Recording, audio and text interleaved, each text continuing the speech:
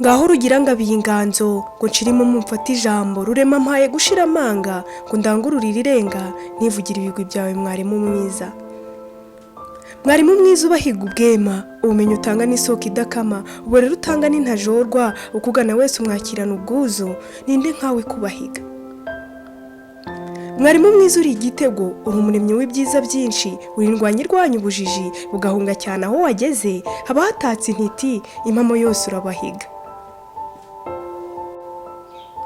Mwarimu mwiza uri intwari cyane umurimo wawe ni intangarugero nawe se bakuzanira uwo mwana ari ntacyo afite rwose ukamumyira ubimutoza ikinyabupfura ukakimutoza dore ko hari n'abaza bava mu miryango irimo amakimbirane ibyo byose ntubikangwe ugakomeza umurimo wawe.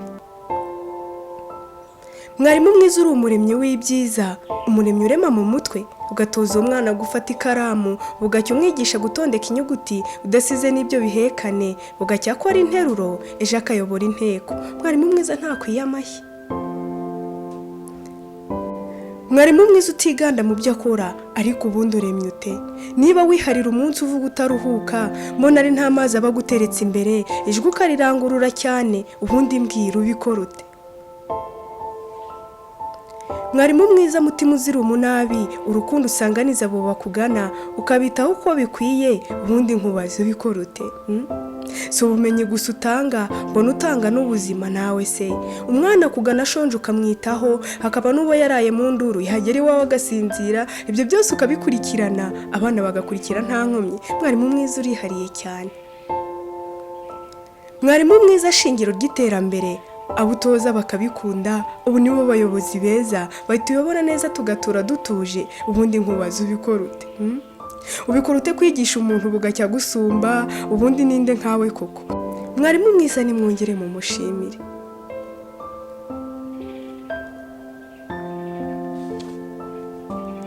Mwarimu ni ikirenga akenshi njya mbura wompera ntatura ibyawe uri umuremyi wa kabiri ndabibona ugupinga ndamuha ingero zifatika.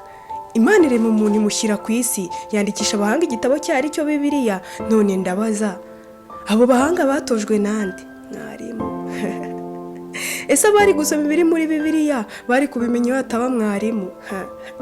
Mwarimu ni umuremyi ikindi ntasanzwe ni isanzu riduha kwisanzura tukisanga twakabije inzozi zacu niwe waduteguye kuba abo turi bo. Umurimo wawe mwarimu mwiza ni ingenzi cyane.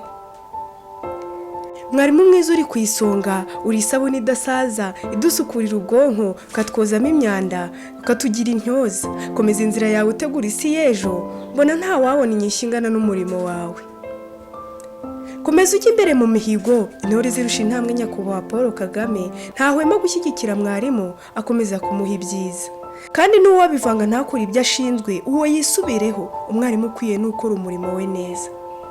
Mwarimu mwiza ntugasaze uwavuga ibyiza byawe yakiharira umunsi akibiririmba bahoramba ngoma bihumbi uyu munsi wisanzure icyo ubasha baguha ikesi.